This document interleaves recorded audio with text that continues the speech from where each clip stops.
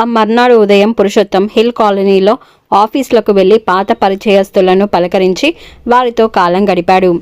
Power హౌస్కి పిల్లల్ని తీసుకెళ్లి నీళ్ల నుంచి కరెంట్ ఎట్లా జనరేట్ అవుతుందో చూపించాడు. ఇక ఆ రాత్రి రెస్ట్ తీసుకున్నారు. ఉదయమే బయలుదేరాలని అనుకున్నారు. విజయ్ విహార్ లాంజ్లో కూర్చొని ఉంది గీతిక.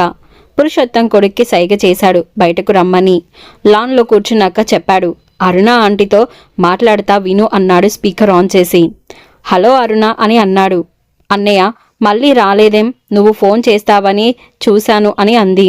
కుదరలేదమ్మా, అటు ఇటు తిరుగుతున్నాం, రేపు ఉదయం బయలుదేరుతున్నాం, నీకు చెప్పాలని కాల్ చేశాను అని అన్నాడు. అయితే రేపు లంచ్కి ఇంటికి రండి అందరూ అని అంది. వద్దులేమ్మా, చాలా దూరం కదా, లేట్ అవుతుంది. తెనాల నుంచి మళ్ళీ చిలుమూరు వెళ్ళాలి, చీకటి పడితే కష్టం, రోడ్డు కూడా సరిగా లేదు, అయినా మీ ఇంటికి వచ్చాం కదా అని అన్నాడు. దాంతో సరే అన్నయ్య అంది అరుణ. అరుణ, మా గీతికని చూసావుగా, ఎలా ఉంది అని అడిగాడు పురుషోత్తం. దానికేమన్నయ్య, అన్నపూర్ణ వదినలాగే ఉంది, పాత సినిమాలో జమునలా ముద్దుగా ఉంది అని అంది. అయితే నీకు నచ్చింది కదా, గీతిక పెళ్లి చేద్దాం అనుకుంటున్నాం, నీ కోడల్ని చేసుకోరాదు అని అడిగాడు. నాకు నచ్చింది సరే, ఈ కాలం పిల్లలకి చెప్పలేం, పెద్దవాడు తనతో పని చేస్తున్న డాక్టర్ అమ్మను చేసుకుంటానంటున్నాడు. చిన్నోడు గవర్నమెంట్ జాబు చేస్తున్నాడు, వాడు కూడా నీకులా చాలా సిన్సియర్ అన్నయ్య. రాజకీయ నాయకులతో పడలేకపోతున్నానని జాబ్ మానేసి సొంతంగా ఒక కంపెనీ పెట్టాలని ఆశపడుతున్నాడు.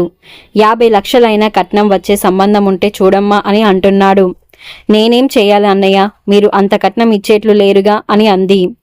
అవునమ్మా, ఏదో గీతికకు వాళ్ళ అమ్మాయి ఇచ్చిన బంగారం ఉంది కొంత, పెళ్లి ఘనంగా చేస్తాం, కాని కట్నం ఇవ్వలేను అని అన్నాడు. దాంతో సారీ అన్నయ్య, ఏమి అనుకోకు, ఒకప్పుడు నాకు ఎంతో సాయం చేశావు, అందరికీ చెప్తుంటాను పురుషోత్తం అన్నయ్య లేకపోతే నేనేం అయిపోయేదాన్నో అని, ఇప్పుడు నేను నీకేం చేయలేకపోతున్నాను అని చాలా బాధగా ఉంది అంది. నువ్వేం ఫీల్ అవ్వకు అరుణ, నీ చేతిలో ఏం లేదుగా, పిల్లలు హ్యాపీగా ఉండటం ముఖ్యం, వాళ్ళకి ఇష్టమైనట్టు చేసుకోనివ్వు, ఇక ఉంటా అని అన్నాడు. పురుషోత్తం కాల్ కట్ చేశాడు. చైతన్య వైపు తిరిగి చూశాడు. వాడేం మాట్లాడలేదు. నువ్వేమనుకున్నావు, అంత హెల్ప్ చేసినా నాకు ఏదైనా చేస్తుందన్నావు కదూ, చూసావుగా అరుణ ఏం మాట్లాడిందో, 50 లక్షల కట్నం డిమాండ్ చేస్తుంది అని అన్నాడు పురుషోత్తం. ఏంటో డాడీ, ఎవరిని నమ్మాలో తెలియడం లేదు అని నిట్టూరుస్తూ అన్నాడు చైతన్య. గుర్తుంచుకో, బంధువులు మిత్రులు ఎవరైనా గాని నమ్మకు, కేవలం నమ్మినట్టు నటించు, అందరూ మనలా ఉంటారని అనుకోకు అని అన్నాడు. దాంతో తల ఊపాడు చైతన్య. అతనికి ఏదో జ్ఞానోదయం కలుగుతున్నట్టుగా అనుభూతి కలుగుతుంది. సమయం వస్తే గాని మనిషిలా నిజారూపాలు బయటపడవని అర్థమవుతుంది. నీకు ఒక సంగతి చెప్పలేదు, గుంటూరులో ఒక ఫ్రెండ్ కనపడి చెప్పాడు. గుంటూరులో ఒక కార్పొరేటర్ కూతుర్ని పెళ్లి చూపులు చూడ్డానికి వచ్చిందట అరుణ, చిన్న కొడుకుని తీసుకొని. వాళ్ళు 50 లక్షలు ఇవ్వడానికి సిద్ధపడ్డారట. అయితే కొడుకు చేసుకోనని అడ్డు తిరిగాడట, ఎందుకంటే ఆ పిల్ల బాగా లేదట. పెద్ద కొడుక్కి 2 కోట్లు ఇచ్చే సంబంధం కుదిరిందని చెప్పిందట. చూసావా, ఇవన్నీ మనకు చెప్పలేదు, దాన్ని బట్టి అర్థం చేసుకో అన్నాడు పురుషోత్తం. చైతన్య తల పట్టుకున్నాడు పురుషోత్తం మాటలకు. గీతిక పెళ్లి సరే గాని నాకు బోర్ కొడుతుంది, మన హైదరాబాద్ వెళ్ళిపోదాం, మెయిల్ చెక్ చేసుకోవాలి, చాలా కంపెనీలకు రెజ్యూమ్ పంపాను, ఏదో ఒక కంపెనీలో చేరిపోతాను, చిలుమూరులో ఉండటం నా వల్ల కాదు అని అన్నాడు చైతన్య. పురుషోత్తం నవ్వి, సర్లేరా వెళదాం, ఇల్లు కాస్త బాగు చేయిద్దాం, మరీ పాత పడింది, ఎప్పుడో తాతల నాడు సున్నంతో కట్టారు, బాగు చేయించకపోతే ఏ తుఫానుకో పడిపోతుంది అని అన్నాడు. ఇప్పుడు ఆ ఇంటికి రిపేర్లు అవి ఎందుకు డాడీ, నాయనమ్మ ఒక్కతే కదా, మనతో రమ్మను హైదరాబాద్కి. ఒక్కతే ఎందుకు అక్కడ, ఆ బర్రెలు చాకిరి అవసరమా, 24 గంటలు ఏదో ఒక పని చేస్తూనే ఉంటుంది, తిరుగుతూనే ఉంటుంది, ఏ అర్ధరాత్రో కాస్త పడుకుంటుంది, అప్పుడైనా నిద్రపోతుందో లేదో అని అన్నాడు చైతన్య. మా అమ్మ సంగతి నీకు తెలియదు, 80 ఏళ్ళు దాటినా అంత ఆరోగ్యంగా ఎందుకు ఉందనుకున్నావు, వర్క్ కల్చర్, పనికి అలవాటు పడిన వాళ్ళు ఖాళీగా కూర్చోలేరు, అదిగాక మా అమ్మ ఎవరింట్లోనూ ఉండదు, బాబాయిల ఇళ్లలో ఎందుకు ఉండటం లేదనుకుంటున్నావు అని అన్నాడు. ఒంటరిగా ఎన్నాళ్ళు ఉంటుంది, మూలన పడితే ఏం చేస్తుంది అని అడిగాడు చైతన్య. ఇప్పుడప్పుడే అమ్మకు ఏం కాదు, నాకు తెలిసి మా అమ్మ ఏనాడు జ్వరమని పడుకొని ఉండటం చూడలేదు తెలుసా, 100 ఏళ్ళు పైనే బతుకుతుంది, అమ్మ కళ్ళ ముందు నేనే పోతాను అని అన్నాడు పురుషోత్తం. తండ్రి మాటలకు కలవరపడ్డాడు చైతన్య. అదంతేరా, సుఖానికి అలవాటు పడ్డ శరీరాలకు లాంగ్ లైఫ్ ఉండదు అని అన్నాడు పురుషోత్తం.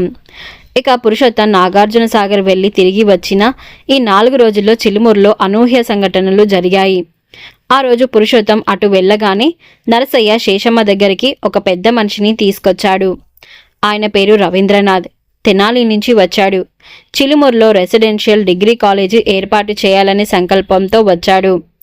ఊరి చివర కావాలంటే ఎకరం స్థలమైనా దొరుకుతుంది, కానీ ఊరి మధ్య దొరకదు.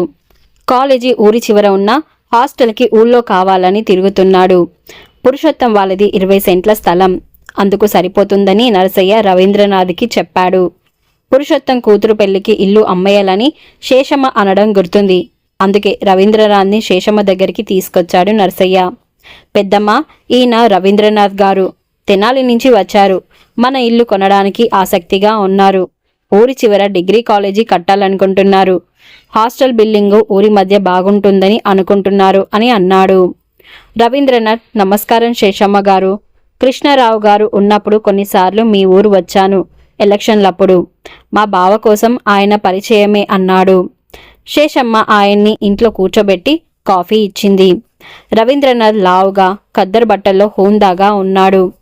ఖరీదైన కారులో వచ్చాడు. ఆయన బాగా ధనవంతుడేనన్న విషయం శేషమ్మ గ్రహించింది. పెద్దమ్మ, ఇప్పుడు సెంటు 2 లక్షలకు కొనడానికి రెడీగా ఉన్నాడు. మామూలుగా అయితే ఇంత పెద్ద స్థలం మన ఊళ్ళో కొనేవాళ్ళు ఎవరూ లేరు.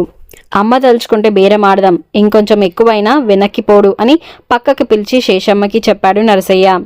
దాంతో శేషమ్మ మనసులో లెక్కలు వేసుకుంది. దాదాపు 40 లక్షల పైనే వస్తాయి. పిల్ల పెళ్లి దర్జాగా చేయొచ్చు అనుకుంది.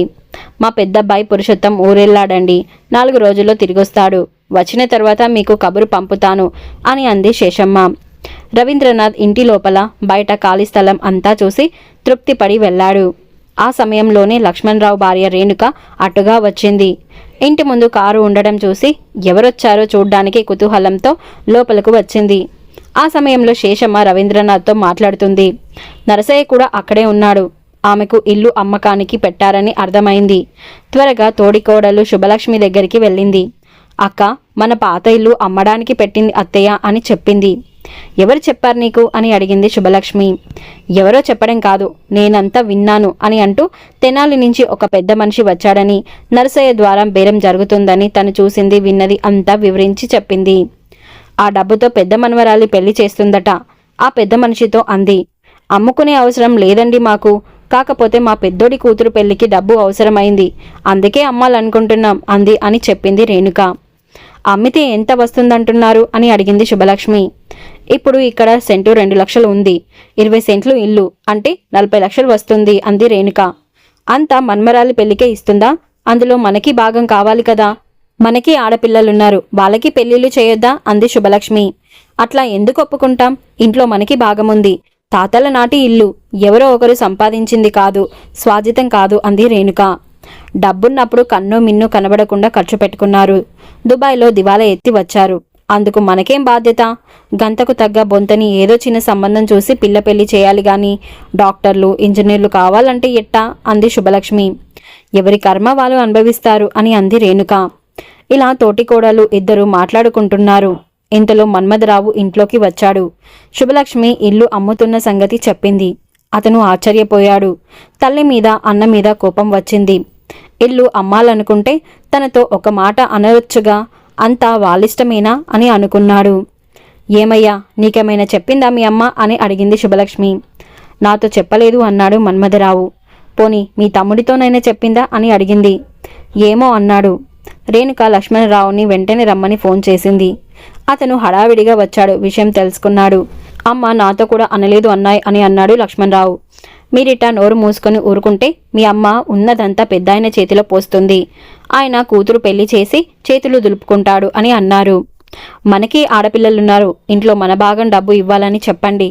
అమ్మైనా అడగందే ఇస్తుందా అని తోడికోడళ్ళు మొగుళ్ళని ఎక్కేశారు. అన్నదమ్ములు ఆలోచనలో పడ్డారు. పురుషోత్తం తన భాగం పొలం చెరొక ఎకరం రాసిచ్చాడు. ఇప్పుడు ఇంట్లో భాగం అడిగితే ఆ పొలం తిరిగి ఇవ్వమని అడుగుతాడేమో అని సందేహంలో పడ్డారు. ఒకవేళ పొలం తిరిగి ఇవ్వమని అడిగితే ఉమ్మడి ఖర్చుతో లక్షలు ఇస్తే గాని ఆయన ఇంజనీరింగ్ పూర్తవలేదు అని జవాబు చెప్పాలని నిర్ణయించుకున్నారు. ఇప్పుడే వెళ్ళి మీ అమ్మను అడగండి అన్నారు ఇద్దరు. అన్నయ్య ఇప్పుడు ఊరు వెళ్ళాడు. తిరిగి వచ్చాక వెళ్ళి అడుగుదాంలే అని అన్నాడు మన్మథరావు. దాంతో శుభలక్ష్మి మొగుడు మీద విరుచుకుపడింది. నీకసలు మెడ మీద తలకాయ లేదు, మీరెందుకు మీ అన్నను అడుగుతారు? మీ అమ్మను అడగండి, ఆవిడే పెద్ద కొడుకుతో చెప్తుంది. ఆయన ఊరు నుంచి వచ్చేదాకా ఆగడం ఎందుకు అని అంది. వదిన చెప్పింది నిజమే అన్నయ్య, అమ్మనే అడుగుదాం అని అన్నాడు లక్ష్మణరావు. దాంతో ఇద్దరు కలిసి శేషమ్మ దగ్గరికి వెళ్లారు.